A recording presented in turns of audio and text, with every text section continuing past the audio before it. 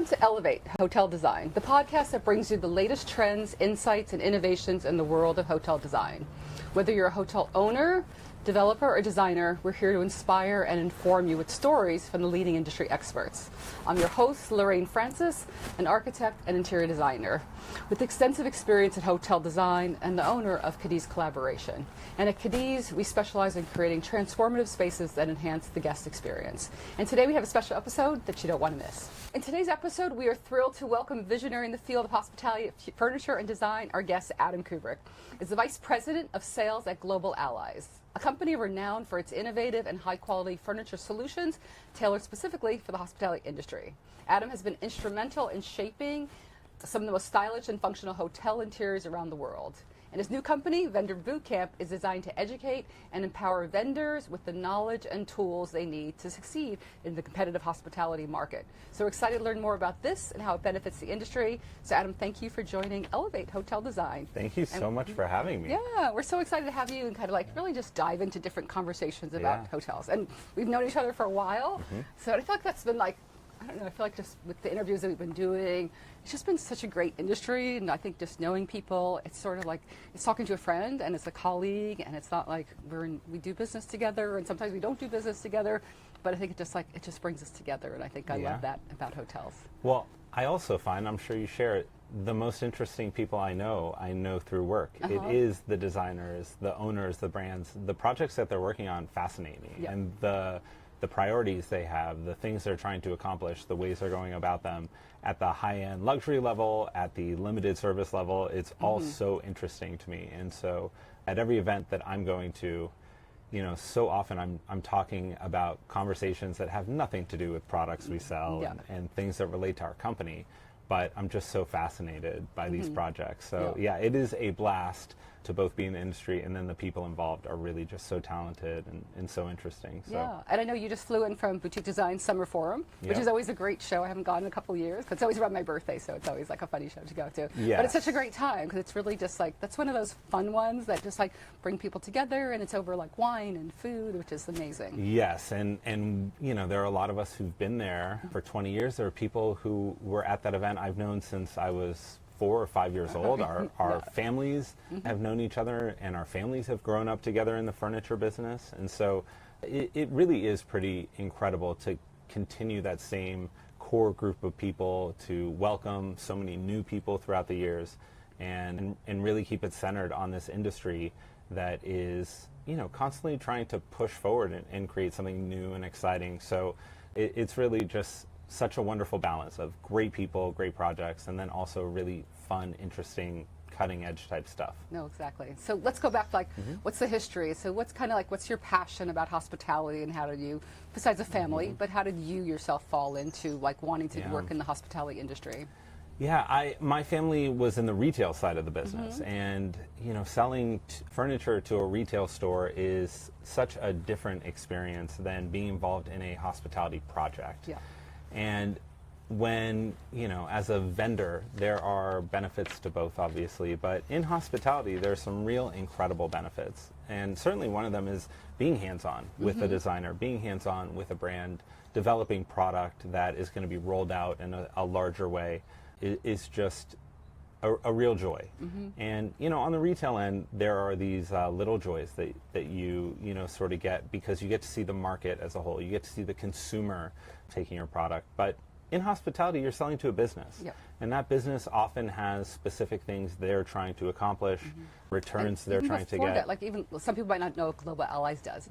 So let's just talk about So when I left college, I joined what was then an emerging family business, Global Allies, and we do seating primarily for hotels in 2 categories. We do desk chairs for hotel guest rooms, and then we do banquet chairs for the meeting rooms and event rooms, both at the higher end of the market. And over the years, we've worked with just about all the major brands, all the major ownership groups. We've done a lot of Las Vegas projects and a lot of very high-end 4- and 5-star projects, and every year when the, you know, top 100 hotels in the world and 100 hotels in the U.S. comes out, we're constantly scouring it to see which ones we're in.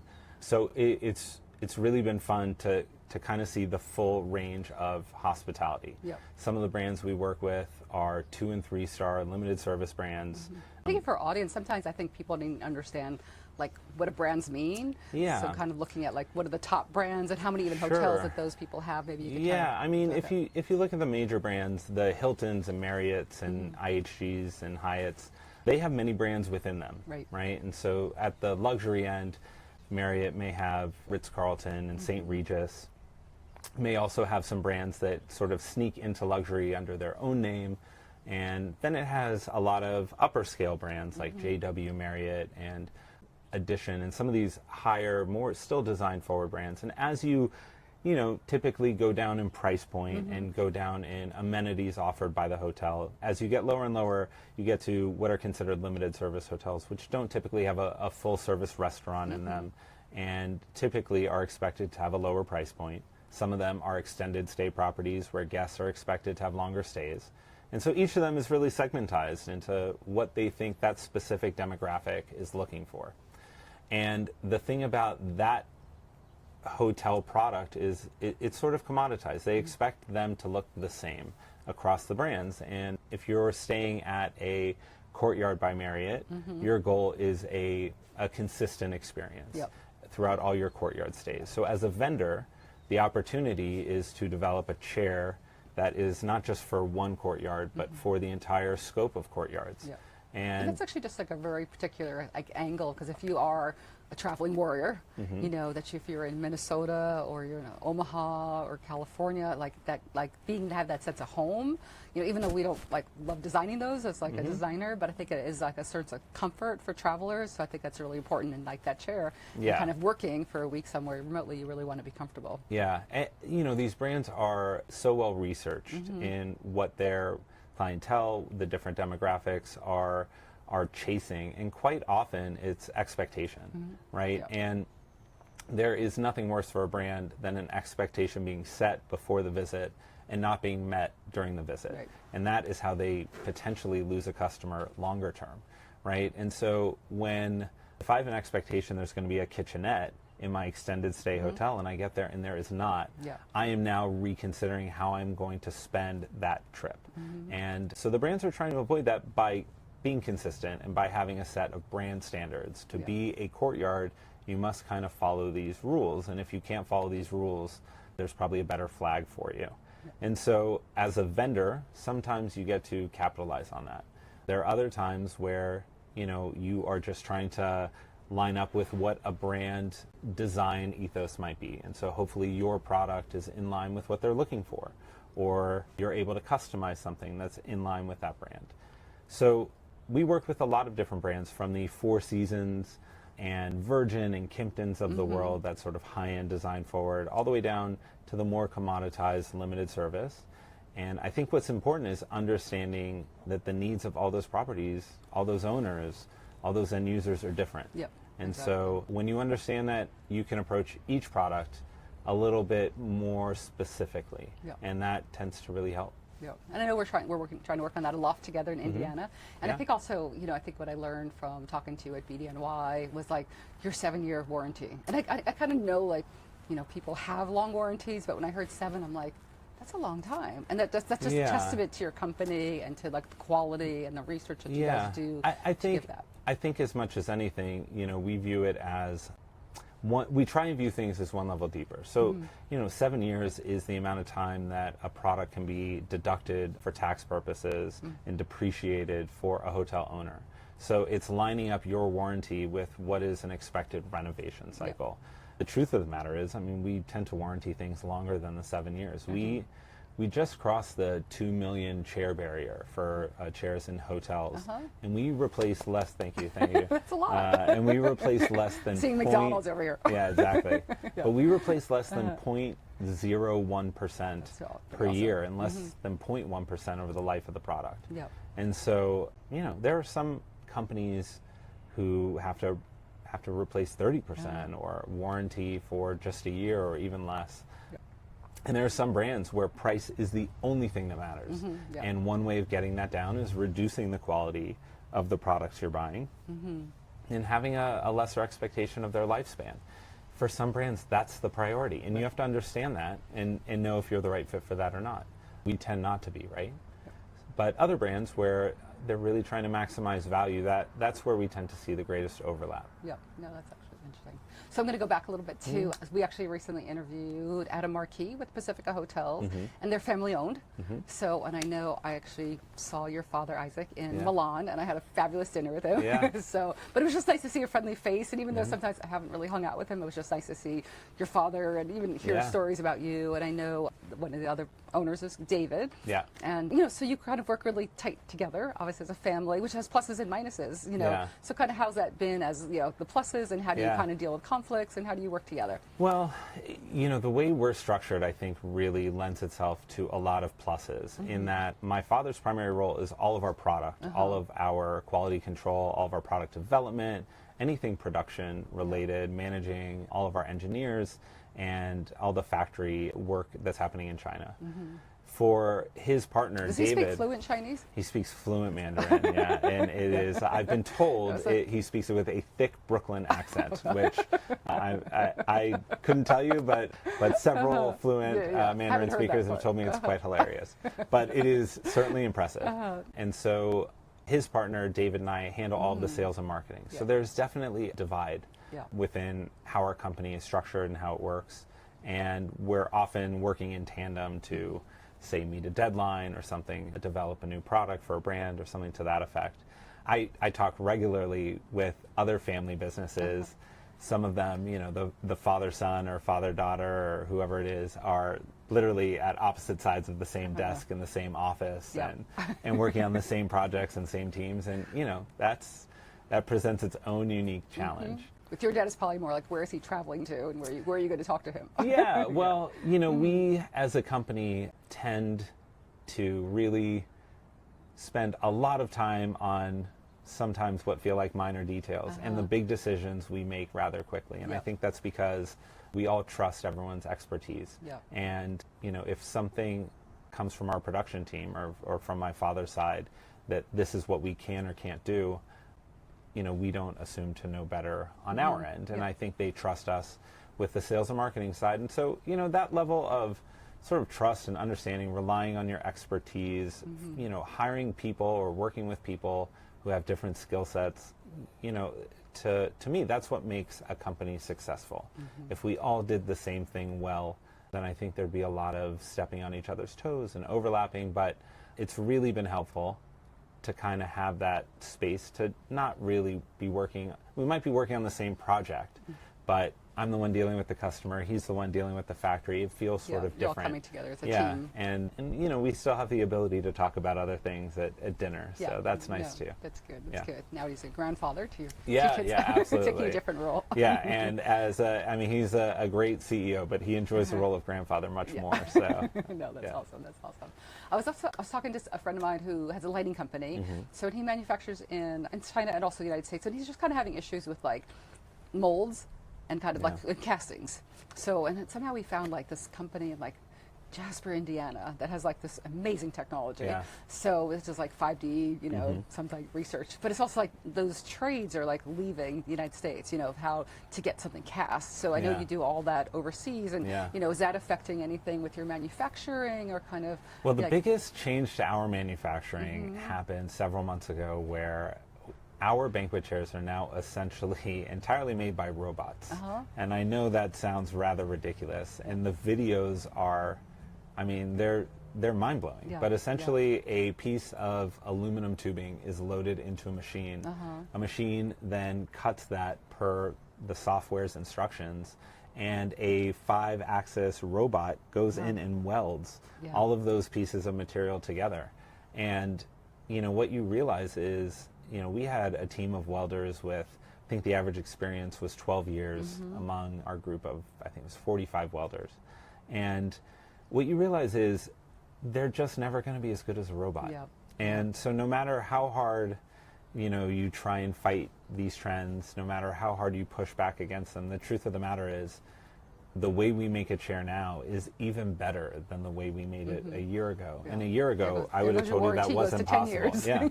But a year ago, we wouldn't have told you we could come up with a way of making our welds better or our chairs stronger.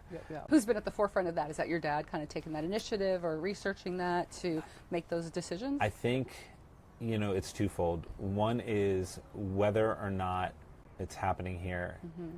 Overseas, especially in Asia, China, Vietnam, places who are just now manufacturing hubs, they're modernizing at a rate that is unprecedented. And a lot of it is government subsidized.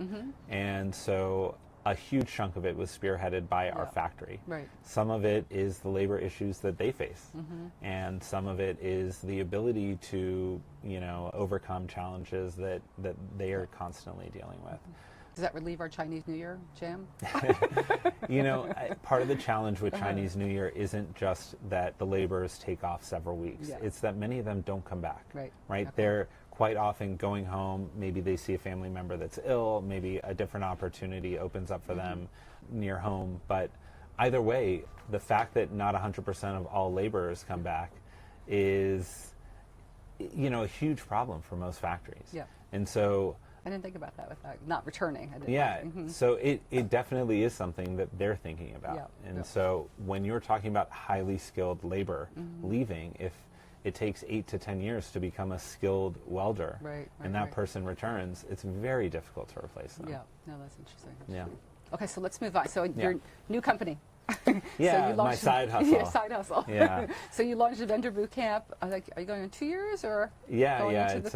We're heading into our third year now. Okay, and your co-founder is Brooke Taylor. Yeah. And she's in San Diego, right? Yeah. So Brooke was a designer for 15 years, and now she does brand strategy for various FF&E vendors, furniture vendors in the hospitality industry, and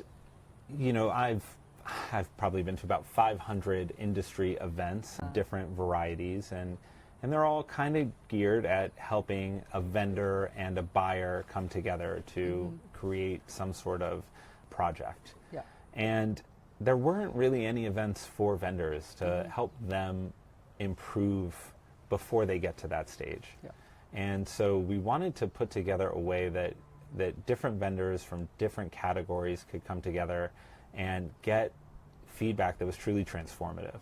And so the way the event works is we have this unbelievable team of experts, all designers and owners and purchasing people, brand, cruise, casino, project managers, construction, just all the different facets of hospitality.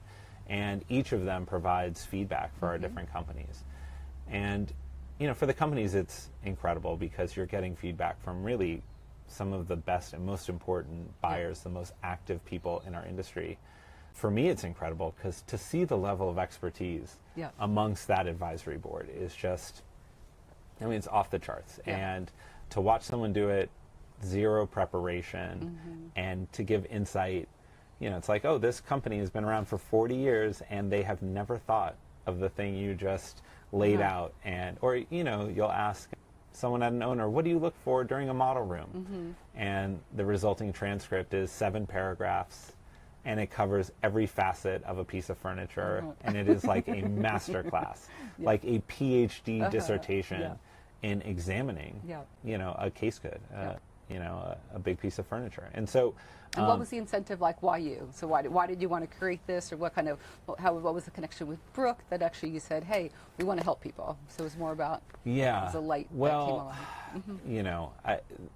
I've been doing what I've been doing for a good amount of time, and we're sort of fortunate in where we are as a company that we get to work with so many segments of the industry. If you are a custom case good company and you are making 12 pieces of furniture for a hotel guest room, and each one of them is custom, you just don't have the opportunity to work on as many projects as someone like we may be able to in a year. So it just gives you a unique perspective. And I had talked to a lot of designers and a lot of owners and a lot of brand people who just said the vendor community needs help. And quite often in their projects, the vendors would come in, they would talk about things that didn't resonate with the customer. I mean, you're the customer, you know these things. They would talk about things that didn't resonate. They would focus on the wrong part of their business. They would not understand why they were called into the room in the first place, and they didn't understand where their value in the process was. And so, that's what we are really trying to do is to help these vendors understand, if you talk about your company this way, you can keep doing the same thing, but you will have completely different results.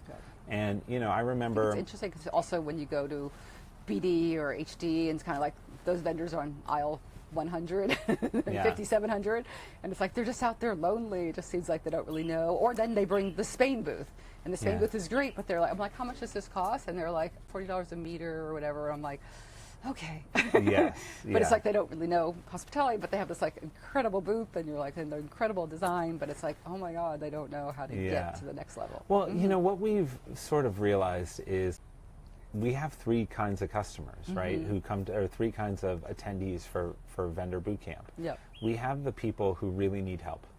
Maybe they're talking about it the wrong way, maybe their marketing is off. I mean, they need someone to say, it should look like this. Yep.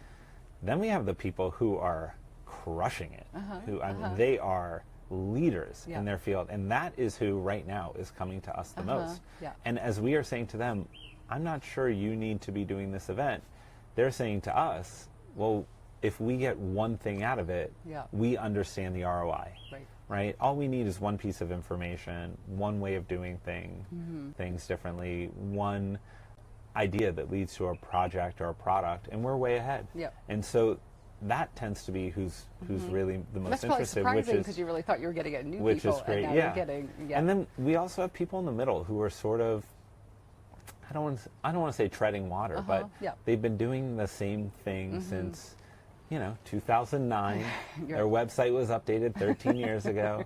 They haven't really updated their marketing. They talk about themselves in the same way. And the truth is the industry's changed.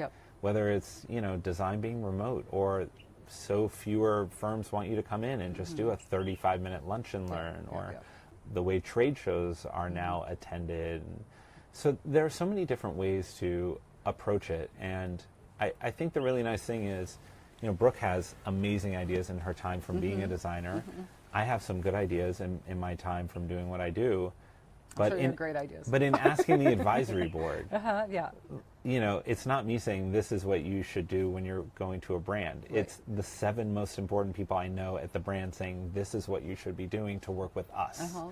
And when we pass along that info, for each company, they get a booklet, and the first part of the book is just about them and just about their marketing, and the second part is information for everybody, because someone will say something like, 90% of our searches begin on the web.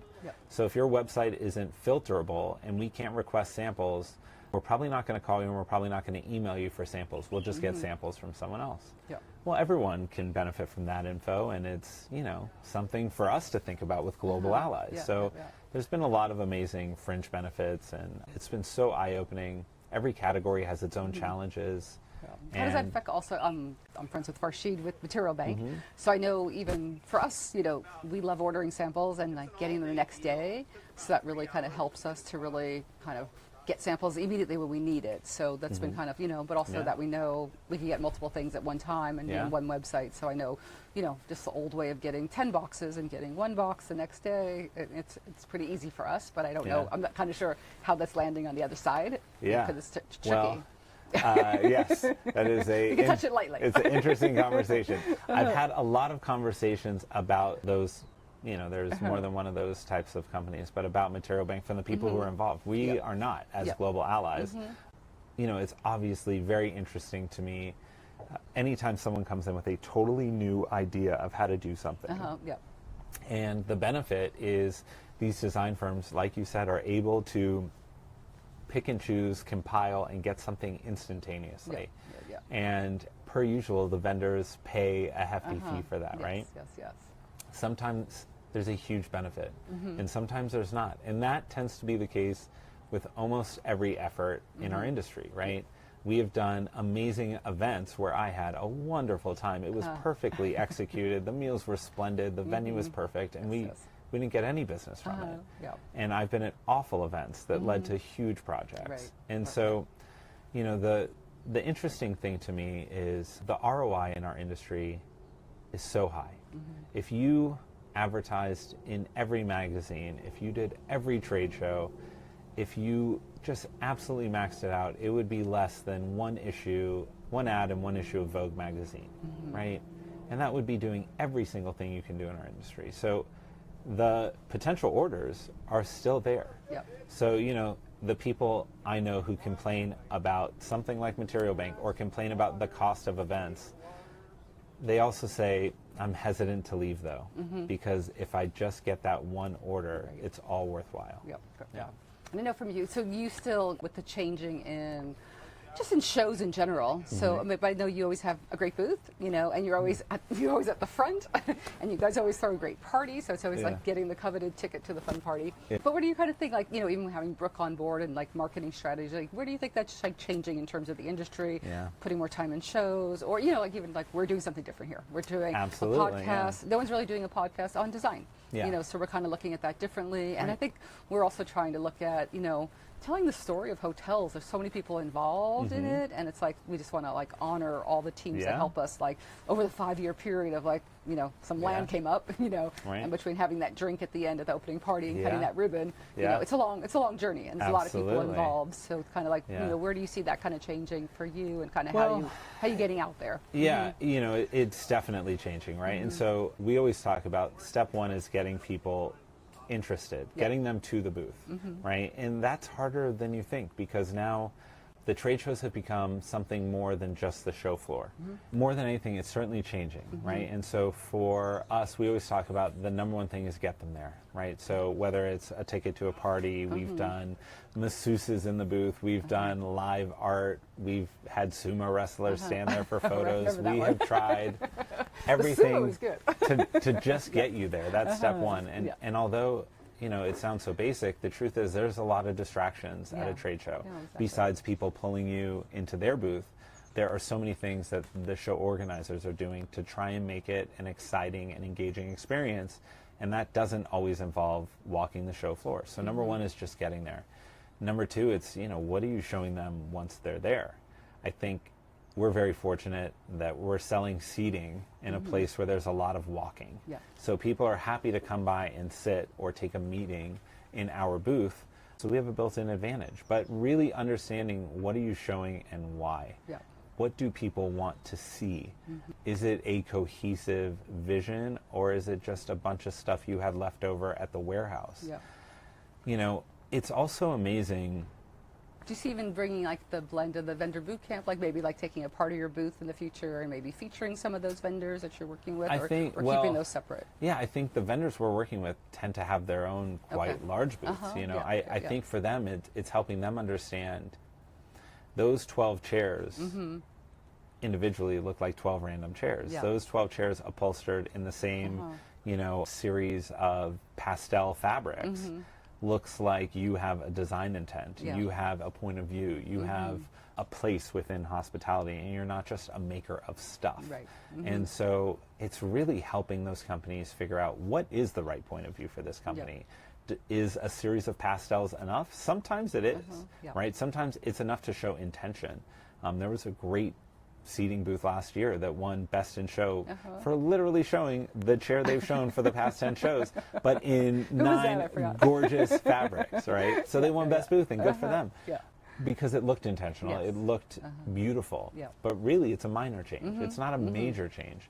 There are people who go through major changes and have huge investments at these shows, and you know, if it's a well-conceived marketing strategy, I'm all for it. Yeah. But quite often, it's a big risk with the hope of a big return. Yeah. And we What else are you advising like other people from vendor boot camp to look at for different opportunities, like, you know, Yeah. like being part of Summer Forum? Is that an Yeah. opportunity? Or I think before we answer that question, we ensure that they understand what is your strength as a company and in sales. Yeah. You know, there are certain people who are really great when there is no agenda and filtering around the room, having a conversation, softly turning it into a business conversation, following up appropriately, becoming friends with someone, and building the foundation where years later someone says, you know what, I only think of you for this product category because you're awesome. Yeah.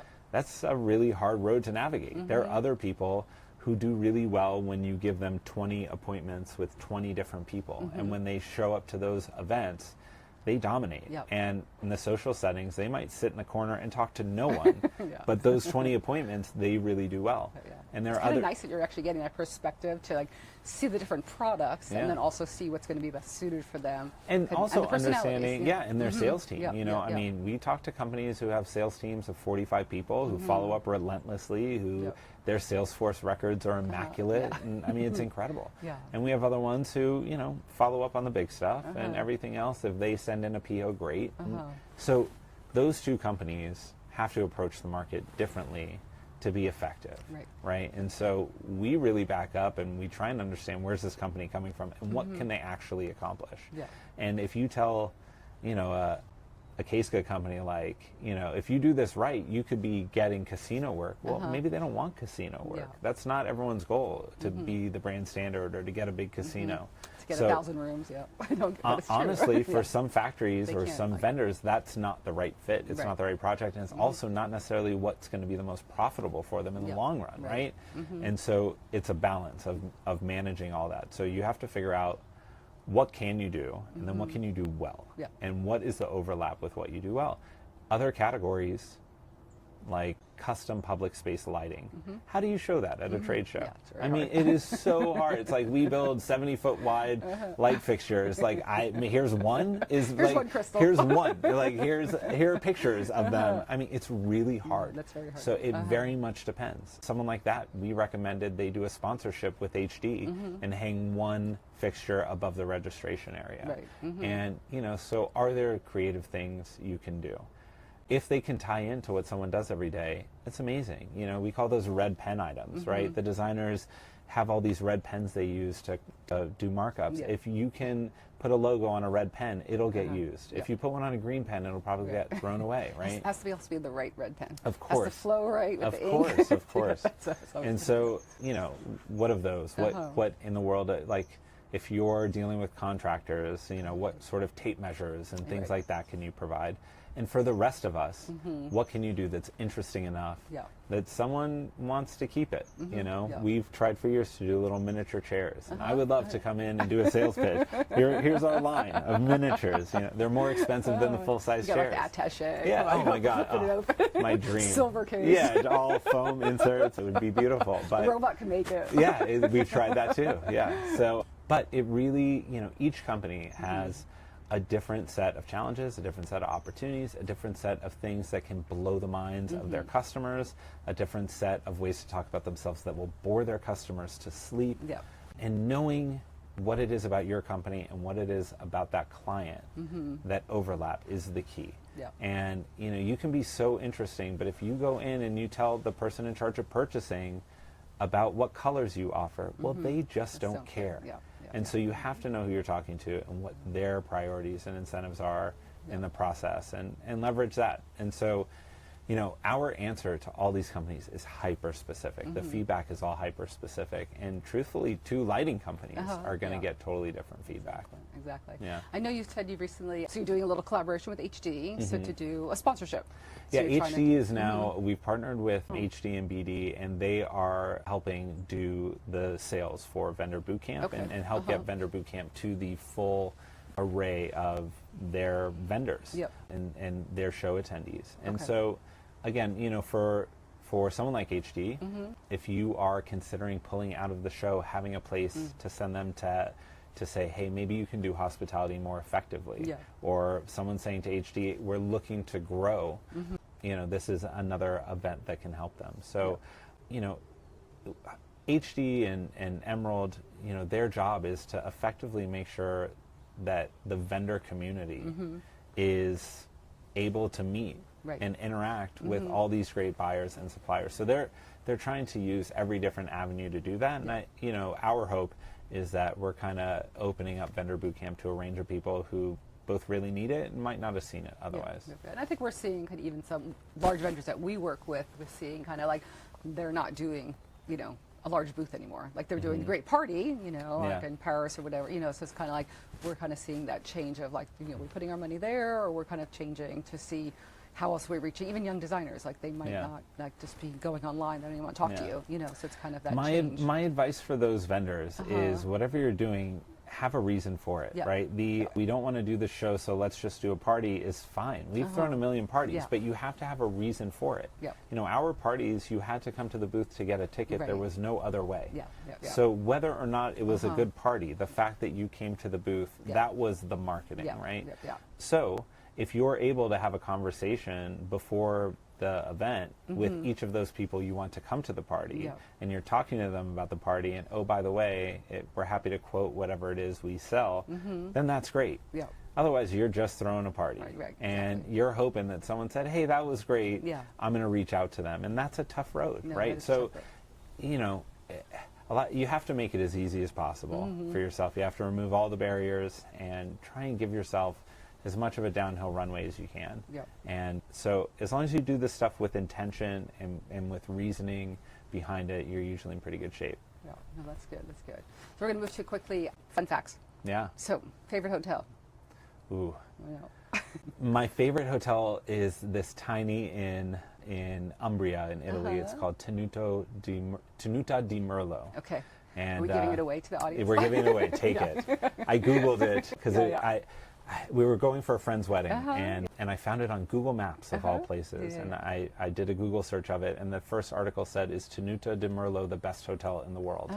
And that's a good headline That's a to good see headline. when you're considering staying at a property. It was incredible. It was so unbelievably authentic. It was an insane dirt road leading you to a meadow, and, Yeah. and we had a salt cave that had been converted into a hot tub Okay. under the floor of our room, and you know, the skylight looked into it, and you could raise it up and climb down in there. It was like nothing else, and I'm a fan of places like nothing else. Yeah. But I think it's kind of like, but tending, you know, if you're going for love, if you're going Oh for my business, God. so it's kind of like If those, I had brought my kids there, it yeah. would have been the worst day of my life. I mean, they would have hated the bumpy road and the stairs, but Yeah. my wife and I had a blast. Good. But if you're going with your kids, where do you go? Where it's like, is there any kind of like anything fun right now? Yeah, I It's a whole mean, different vibe, different things. yeah, our kids love the big properties with a lot Yeah. of things to do. We recently did a stay at Carmel Valley Ranch, right? Okay. Carmel Valley Ranch has llamas and goats Oh, and chickens and 6 swimming pools and golf and you know, archery and their kids club. I was sort of envious of. I mean, I was like, I could paint here. I don't know, other I'm than gonna stay here for the summer. other and pick than the me up. chairs would have been really low. It was like, this is lovely. Yeah. So they, you know, they like the big properties that offer a lot, you know, of kids-related amenities and services, and Yeah. that's what vacation means to them. Yeah. And then actually we talked to a couple people about like, so favorite restaurant. So I was thinking about, so, you know, my son Isaiah, so thanks for Yeah. being a pal for him in New York Of when he was course. at NYU. But I think he recently sent me I went to Mallorca and I went to Dea, and he's like, oh, you got to go to this restaurant, Mom, the way he says it. It's like, okay, I got to go. Yeah. And he's like, okay, but you got to call him at like 10 in the morning, between 10 and 10:30, 3 days before, whatever, a week before. Yeah. I'm like, okay. So I call, I get the reservation, and he's like, all right, so park your car, then you got to walk to the left, and you got to get over a fence, and then some goats, and then some olive trees, and then go down about like for an hour. And then there's this rock that looks like this dragon. So you can only get there by hiking or taking a boat. Oh my gosh. And then you get there, and it's like on the cliff, and it's like, you know, I went by myself, so Yeah. it's like, it's paella. Yeah. So, you know, so the paella comes and like, Yeah. well, you know, to order for 2, and I'm like, yeah, well, I'm not, I walked. Yeah. I'll eat it. And this beautiful paella came, Oh, and it was just amazing. like, but it was so beautiful, and it was kind Yeah. of just like, you know, and even though it was like, I was trying to be, that whole trip was about being like comfortable, being a little uncomfortable, and Yeah. kind of getting lost to get found again. Yeah. So, but it was like a beautiful place, unexpected, and was like nothing special about it, and it's like besides the Sounds pretty special. But, but Yeah. the food was great, but it was like, you know, the decor and everything wasn't really Yeah. designed and stuff like that. So that was Sure. pretty special. Yeah. Oh man, that's spectacular. Yeah. You'll have to send me the link Yeah. It for was that an hour and a dragon half rock. walk back because it was. I'm it was sure after uphill. all that paella, yeah. I would say my favorite restaurant is one that my wife's previous company worked on, and she actually took me there for a big birthday I had, but it's Single Thread in Healdsburg, and It is. I mean, it's a little inn. I think there are like 6 rooms, Yep. and the restaurant is just magical. Okay. And the arrival Is it right in the experience. town, or is it outside? Yeah, it's in town. Okay. Mm-hmm. The arrival experience is really incredible. It's designed so you get this sneak peek in to the kitchen, and they give you this little amuse-bouche as you arrive. And as you get to your table, there's this piece of driftwood. Okay. And the driftwood has little pieces of moss hidden in all the nooks and crannies. And on those pieces of moss are like 25 little bites of 25 different things. Yeah. And each one of them is like, more are we eating delicious moss or than the eating last. Uh-huh. It is outrageous without Yeah. being pretentious. Yeah. And Yeah. it's one of these like 25 course meals where you don't feel disgusting after you leave. Yeah, And yeah. And it's then you're like incredible. relaxed enough to have a Oh my beautiful God. conversation with your wife and It kind of is, enjoy yeah. that. I would go back there in a minute. Yeah. So I'm going to go back to, okay, so I'm big on sustainability. Mm-hmm. So just kind of like, where are you at with like the whole ESG story and carbon, and just kind of like, Yeah. how are you working with like the designers? I'm friends with Joanna from Mm-hmm. MindClick, and that was also trying to find, vendors to pay every year is tough. Right. Yeah. But I think it's a metric. Yeah. So that makes it, at least it's metric, and it's like, getting interviewed for absolutely. that. But it's definitely tougher for some smaller firms to get noticed and to get metrics. And again, everyone's challenges are different, right? Yeah. Everyone has every category has different metrics, and it makes it very hard to sort of compare across. Do you find though from like the vendor bootcamp that, because we're seeing kind of like, on the funding side, 2 projects, one's more sustainable than the other, is that one going to get funded faster? So we're kind of seeing that kind of push So on the bigger, like the high gates and everything, kind of like where are they so going? I'm on a board of a couple of different vendor advisory boards for different ownership groups, and the bigger REITs are definitely concerned with things like green bonds and their ability to get financing via sustainability. I will tell you, as a vendor, as a very active vendor, I'm embarrassed to say, from an industry standpoint, in the past 20 years, we've probably been asked about our sustainability 10 to 15 times. And it tends to feel like whatever answer you give is good enough, assuming you have an answer. Yeah. We've done a lot in terms of materials, in terms of finishes, in terms of packaging, in really trying to do whatever we can to sort of reduce footprint. And quite often, it tends to be what is financially the best as well as environmentally the best. We're, again, very fortunate to be in a product category where we have an end of use lifespan, right? After the chair leaves the property after that 7 years, or after that banquet chair leaves the property after 10 or 20 years, it still has a life. It goes to a youth group, to a church, to a local community center. It is very rare that our recyclable products are being recycled. They're being reused. Right. And that is, to me, goal number 1. Yep. I think goal number 2, there have been a handful of vendors who have found these partnerships that are super interesting from a marketing standpoint and very useful from a environmental sustainability standpoint. I mean, the flooring people who have been able to get their used flooring ground up into Nike shoes. Right. That's super cool. So everyone has a different challenge. I think oftentimes we as the hotel industry forget about the end of life use. It is hard to take down that giant chandelier without breaking it. It is easier to throw away all those sofas than find 200 people who need them. Right. But the truth is, there are uses, there are people who could use that stuff. So to me, when I talk to the big brands, quite often now that's what they're really shifting their focus to is how do you reduce the waste when you're getting rid of the product. So there's so many different ways to approach it. Yeah. I wish On it the was talked material about a side, little though, more. Are you looking at it in terms of like carbon for, where do you get your aluminum kind of stuff? Like where is the carbon for the materiality? Yeah. So there are several different factors you look at for something like aluminum, right? So number 1 is how much recycled content does it have? Yeah. And is it 100% recyclable? There are certain additives in different metals that make them less recyclable or harder to recycle. It changes the category of recycling or the country which is able to recycle them. So there are a number of variables there.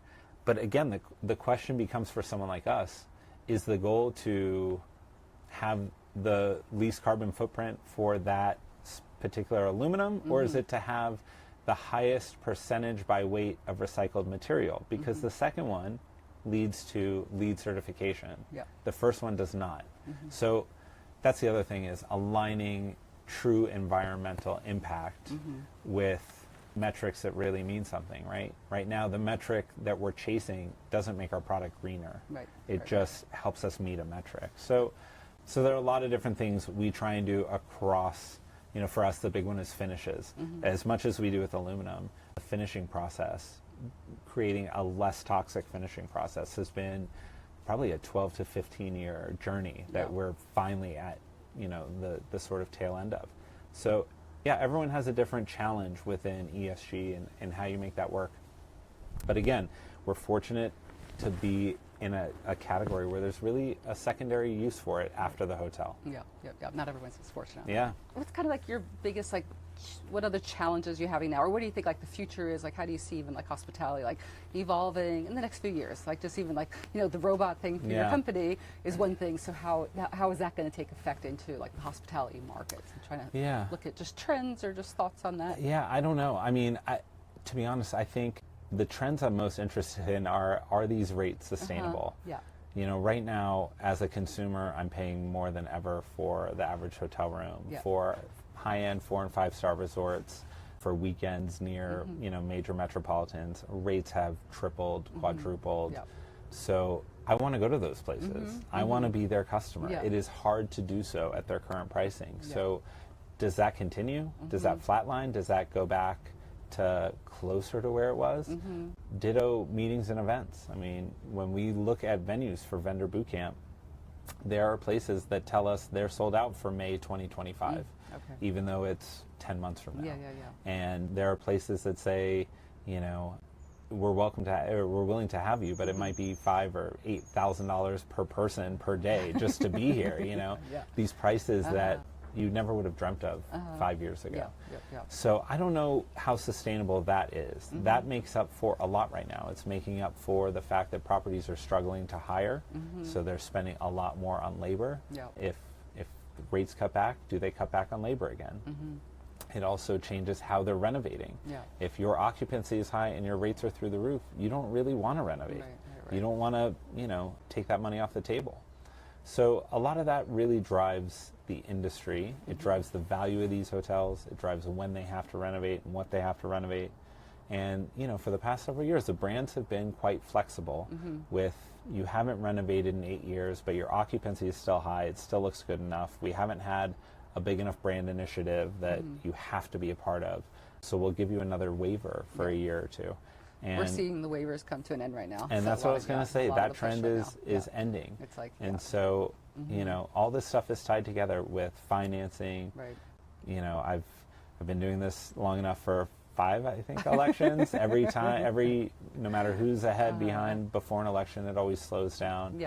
So I think after that, my hope is that 2025 feels normal, and that would be great. Yeah, exactly. I know, because we feel busy. I think it's also, we were doing a lot of new construction, and now we're probably like 50-50 on PIP work versus new construction. So it's been a nice blend. So I think it's just with existing, it's always harder because it's always like, we never have drawings, and it's always like, some walls are always different. So of course. It's kind of like makes it a little more and if you think about it, we trail you, right? So owner buys that plot of land while rates are good.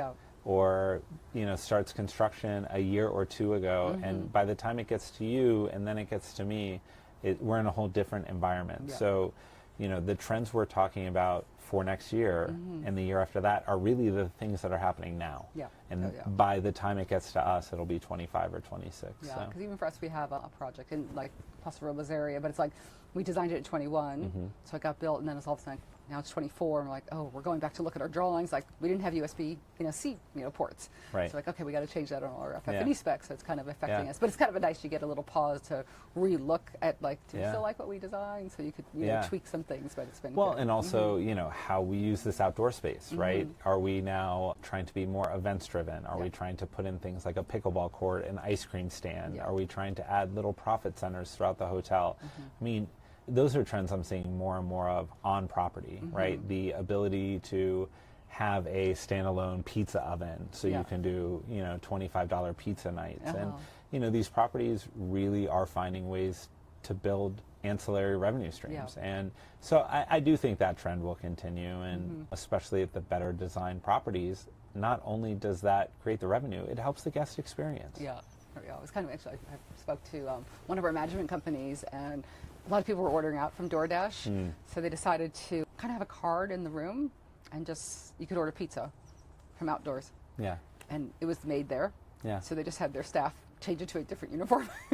Love it. And deliver the pizza, but they were like not losing that business to get like on DoorDash. So I thought it was like, oh my God, you guys are brilliant. So but they just had this great, just kind of like, how do you being innovative in a tough market, or things like shifting like that. Yeah. So, and I know with Vendor Bootcamp, it's like you have those words of wisdom that you're giving to almost your younger self. So is there anything else that like someone who's just getting into hospitality right now that's maybe not as established, that would kind of little words of like?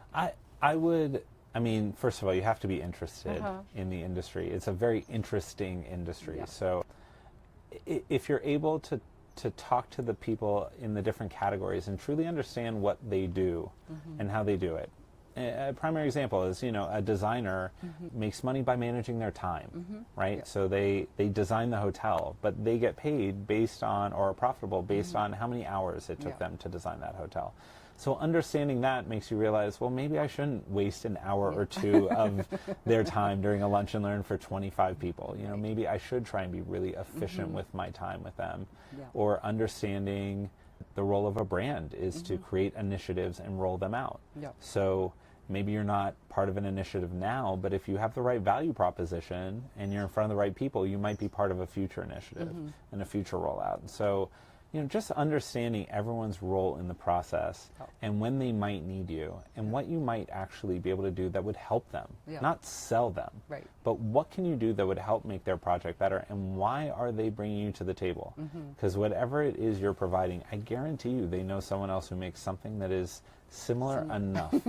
And if it doesn't look like that, it functions like it, because maybe you want this exact chair, but a million other chairs would work in that space. Exactly. And so if you are able to do that and talk to someone in a way that they understand your value proposition, and especially if you're the only one who can really have that value proposition, that's about as good as you can hope for. Yeah.